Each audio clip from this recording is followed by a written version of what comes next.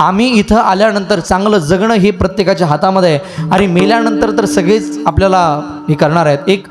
एक म्हाताऱ्या व्यक्तीनं आपल्या अंतःकरणातल्या भावना देवासमोर प्रकट केल्या. माझ्याकडे लक्ष द्या बरं, 2 मिनिटाकरता झालंय माझं कीर्तन. एक म्हातारा वृद्ध माणूस मेल्यानंतर त्याच्या काय भावना असणार आहे तो ईश्वराकडे समर्पित करतो. ऐका, तो देवाला म्हणतो, देवा मी जिवंत होतो तेव्हा दुपारच्या वेळेला 11-12 वाजता मला भूक लागायची. हे परमेश्वरा, मी जिवंत होतो तेव्हा 11-12 वाजता मला भूक लागायची. असं वाटायचं 2 चपात्या आणि थोडीशी भाजी कोणीतरी मला आणावी आणि पोटभर मला जेव घालावं, पण असं झालं नाही.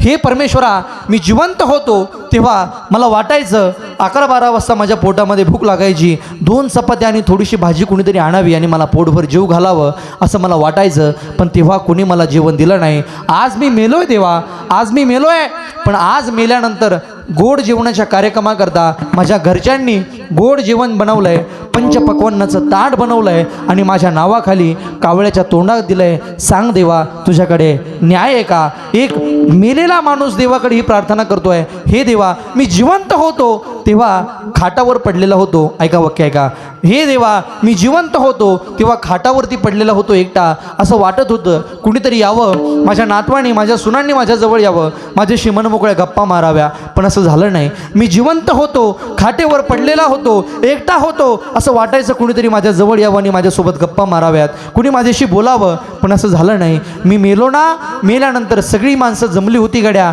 आणि तेव्हा मात्र सगळीजण फक्त माझी चर्चा करत होती. हे परमेश्वरा, सांग ना, न्याय का तुझ्याजवळ?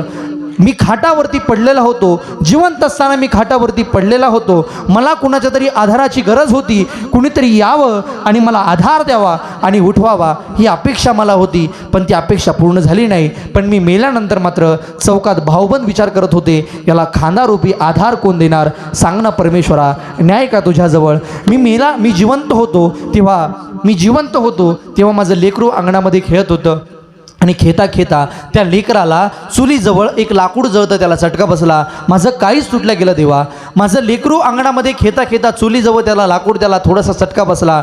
मी रडत होतो देवा, पण तेच लेकरू मी मेल्यानंतर 4 ठिकाणी मला पेटून गेलं, त्याला काहीच वाटलं नाही. हे परमेश्वरा, सांग ना, न्याय का तुझ्याजवळ? न्याय का तुझ्याजवळ? एक वाक्य लक्षात ठेवा दादा, आपण जिवंत आहोत तोपर्यंत आम्हाला एकमेकाला प्रेम द्यायला शिका.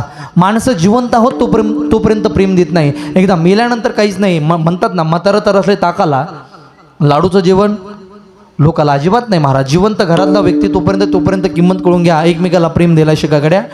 पण माणसाला प्रेम देत नाही ही खरी जीवनाची व्यथा आहे. माणसाला प्रेम द्यायला विसरलीत ही खरी जीवनाची व्यथा आहे. पण अजिबात नाही, जिवंत आहे तोपर्यंत किंमत कळत नाही.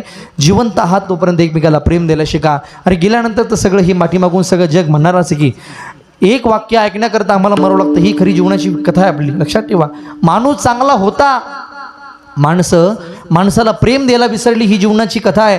पण माणसाला प्रेम द्यायला विसरली ही जीवनाची कथा आहे. पण मेल्यानंतर माणूस चांगला होता एवढं वाक्य ऐकण्यासाठी मरावं लागतं, ही जीवनाची व्यथा फार मोठी आहे. म्हणून मला वाटतं माणूस जिवंत आहे तोपर्यंत प्रेम द्यायला शिका. एकदा की माणूस गेला परत नाही मिळत महाराज.